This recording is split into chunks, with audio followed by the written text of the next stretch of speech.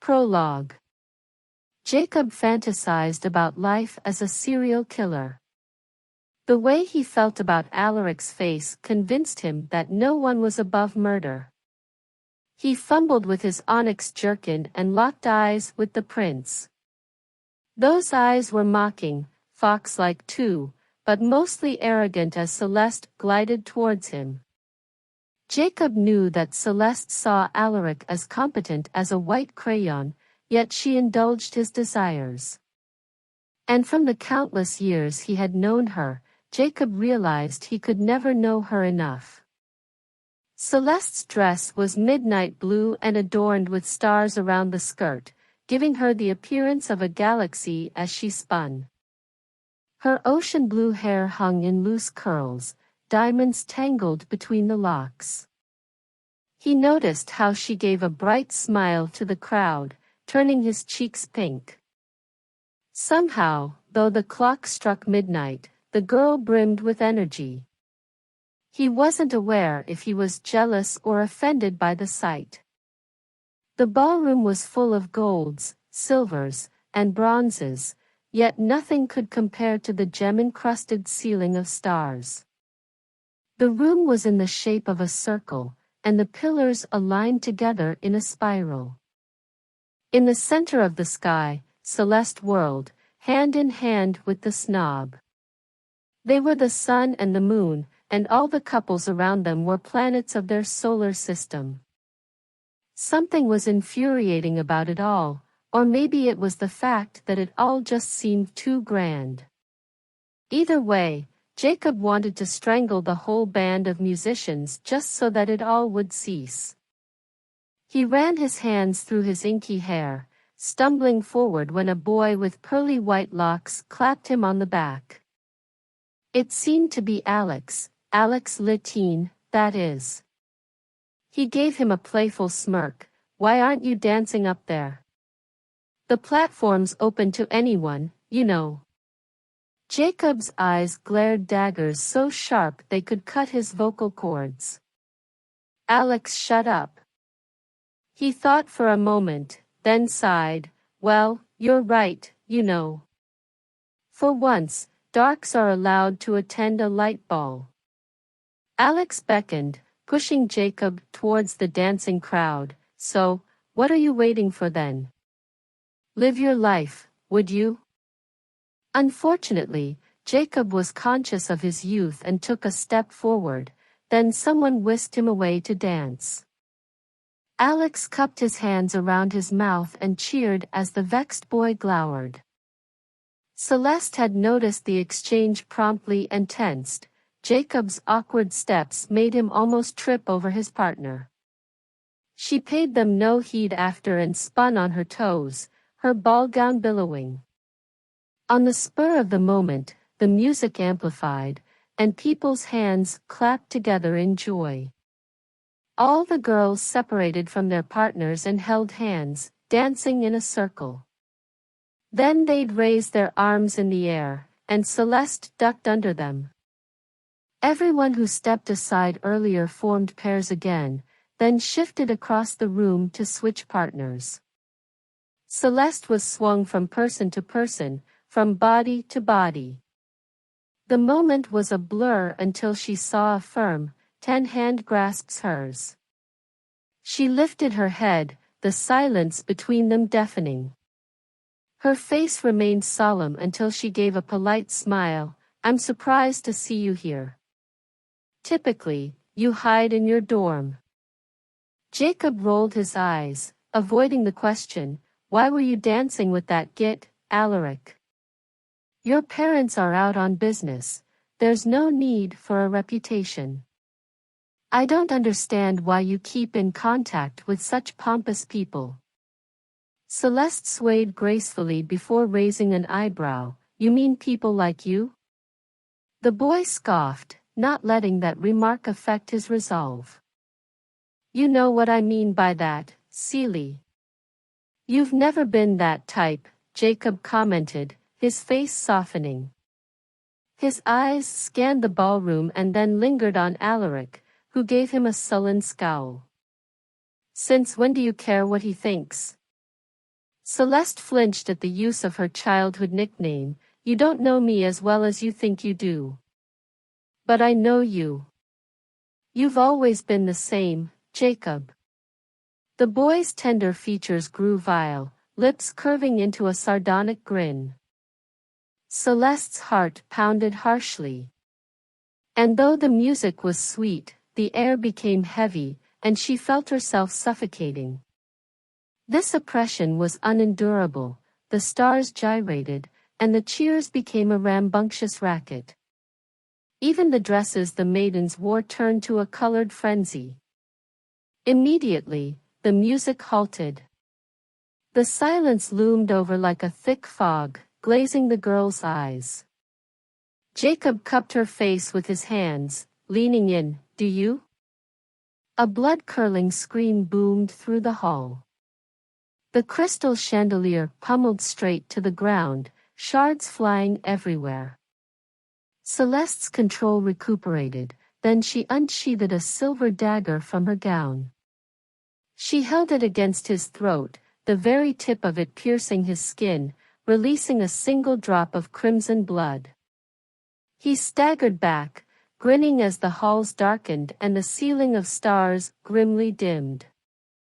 Swirls of inky, liquid-like darkness seeped through the nooks and crannies of the room, oozing like a revolting goo. People with ominous dark coats floated in a circle, each holding a golden candelabra. Quickly, they hovered, their speed increasing with each turn and engulfing Celeste in wispy shadows. She clutched the handle of her dagger and rubbed the chunk of celestite in the middle. In the name of divine power, I cast away all that shan't be clear.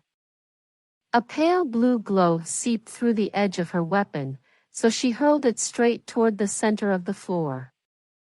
Every encrusted gem glowed, then the ground began to lift into the air and propelled itself upwards and into the heavens. Either way, Jacob faced winged beings from every side, and magic blasted from every corner of the shambolic ballroom. His eyes raced for a glimpse of Celeste, but the girl vanished without a trace. He was left without what he needed most. The crystal of Lumen was beyond his reach again. And the worst of it all, Prince Alaric floated across, his luminescent wings forming. His brown hair covered his eyes barely before he lifted his head, eyes lustered with the red of hatred. He pointed with his golden staff, his glare unfaltering. What in the world did you do? Jacob's eyes gleamed with madness. It's too late for you lot of elitists now. The Dites will reign among you all as royalty. Jacob fired hard tanzanite from his hands, making the guards pull him back against a wall. We will, truly, achieve equality. The sun and the moon will become one. The balance you so tenderly loved will shatter into pieces, but the voices of all those who sacrificed their lives will never stifle. The authorities glanced between themselves, and murmurs were heard amongst the crowd. Alaric caught a glimpse of blue hair in the background. Celeste ran down the crumbling stairs of the castle, pushing away the heavy doors as everything around her fell apart.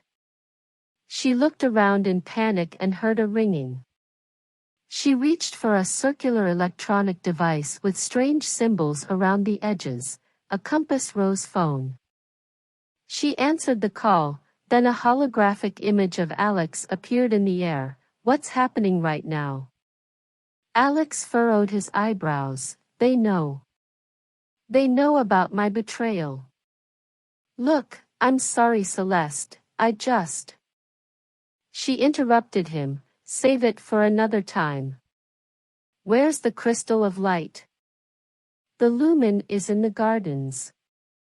It's right around the Arch of Roses. Hurry before they see you, Alex uttered. Celeste nodded, noted. I'll do what I can. Meet me at the headquarters. She ended the call, then lifted the train of her gown and rushed to the left. She was almost by the arch, vines surrounding the area with overgrown purple grass. An ornate box was lying on the ground by some of the bushes, so she picked it up at once. Her eyes darted around what remained only the ruins. All the teleportation stations became blocked. All means of transportation were inaccessible. She could only run. She bolted into the forest and straight onto a dirt path lined with fluorescent mushrooms. She felt stupid. She knew she shouldn't have listened to Alaric. They knew Jacob would strike against him and knew Alex's position in the organization. Celeste underestimated Jacob. She underestimated all of them. The cobblestone streets ahead were lined with rounded, water-worn rocks of different shades of brown and gray. They turned to many alleys, in numerous directions, and one of the roads leads to an entrance to the headquarters. She muttered, "I can do this. If I reach it in time." Celeste halted. Then she turned slowly, without a word or a sound. There was a warm sensation against her neck. It felt like someone's breath. "You're already too late, Seely." She was almost there, so she attempted to distract him a little more. Help would be on its way any moment. The sound of her heels pounded against the ground, and she thought her steps would be a dead giveaway. But Jacob had somehow vanished, even if only momentarily.